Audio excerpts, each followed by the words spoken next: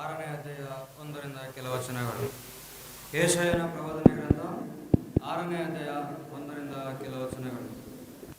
ಅರಸನಾದ ಉಜ್ಜೀಯನು ಕಾಲವಾದ ವರ್ಷದಲ್ಲಿ ಕರ್ತನು ಉನ್ನತೋನ್ನತ ಸಿಂಹಾಸನನಾಗಿರುವುದನ್ನು ಕಂಡನು.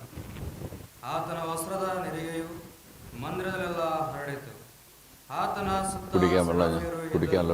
ಪ್ರತಿಯೊಬ್ಬರು 6 ರೆಕ್ಕೆಯುಳ್ಳವನಾಗಿ ಎರಡರಿಂದ ತನ್ನ ಮುಖವನ್ನು, ಎರಡರಿಂದ ತನ್ನ ಕಾಲುಗಳನ್ನು ಮುಚ್ಚಿಕೊಂಡು ಎರಡರನ್ನು ಬಡಿಯುತ್ತ ನೆಲ ಸೋಕದೆ ನಿಂತನು.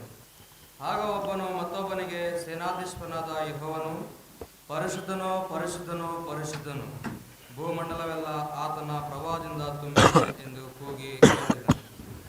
ಕೂಗುವ ಶಬ್ದಕ್ಕೆ ದ್ವಾರದ ಅಸ್ಥಿವಾರವು ಕದಲಿತು, ಧೂಮವು ಮಂದಿರದಲ್ಲೆಲ್ಲ ತುಂಬಿತು. ಆಗ ನಾನು, ಅಯ್ಯೋ, ನನ್ನ ಗತಿಯನ್ನು ಏನು ಹೇಳಲಿ, ನಾಶವಾದನಲ್ಲ. ನಾನು ಹೊಲಸು ತುಟಿಯವರ ಮಧ್ಯದಲ್ಲಿ ವಾಸಿಸುವನು.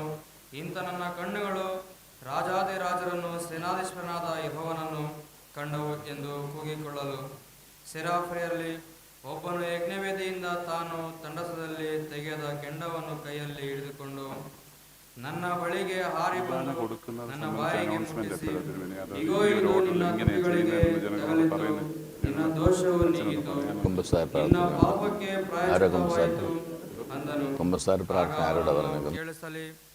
ಕಳುಹಿಸಲಿ, ಯಾವನು ನಮಗೋಸ್ಕರ ಹೋಗುವನು ಎಂಬ ಕರ್ತ ನುಡಿಯನ್ನು ಕೇಳಿ, ಇಗೋ ನಾನಿದ್ದೇನೆ, ನನ್ನನ್ನು ಕಳುಹಿಸು ಅಂದನು.